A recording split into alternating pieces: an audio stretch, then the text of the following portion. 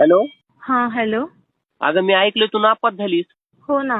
अगं मी तरी तुला म्हणलं होतं माझ्यासारखा अभ्यास कर. तू कसं करायचं रे अभ्यास? हे बघ मी तुला आता सांगतो मी कसा अभ्यास करायचो. हा मी ना अगरबत्ती पेटून तिच्या उजेडाखाली अभ्यास करायचो. बस कर, लय नको फेकूस. अय तुला काय मी काय फेकणारा वाटायलो काय? हा मग जरा कमी फेकत जावं.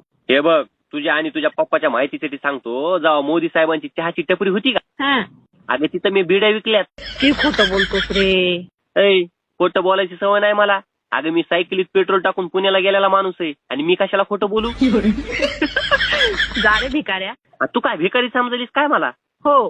हे बघ तुझ्या माहितीसाठी सांगतो, कालच मी बांधावरचं काँग्रेस विकून फॉर्च्युनर घेतली. हसू नको खरंच बांधावरचं काँग्रेस विकून मी फॉर्च्युनर घेतली आणि त्या फॉर्च्युनरच्या टायरवरती आमचं कुत्रं मुतलं म्हणून मी तीच फॉर्च्युनर माझ्या गाड्याला दिली आज.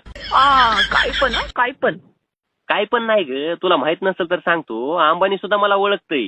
मला नाही तुझ्यावर विश्वास ना तुझ्या गोष्टीवर. विश्वास नाही? अगं कालच माझ्या पोटात डच मळत होतं म्हणून मी त्यांच्या बाथरूम मध्ये जाऊन आलोय अंबानीच्या काल. अरे बास कर ना, किती फेकतोस तू? तुला काय मी फेकणारा वाटवलं काय? अगं कालच मी नवं करकरीत विमान आणलंय ग घरी. आणलं असेल बर का, खोटं खोटं, ते पण कागदाचं.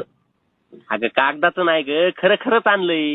अगं माझा अभ्यासच अगरबत्तीच्या उजेडाखाली झालेला आहे. तुझा अगरबत्तीच्या उजेडाखाली झालाय ना, तर मग माझा माचीच्या एका काडीखाली झालाय.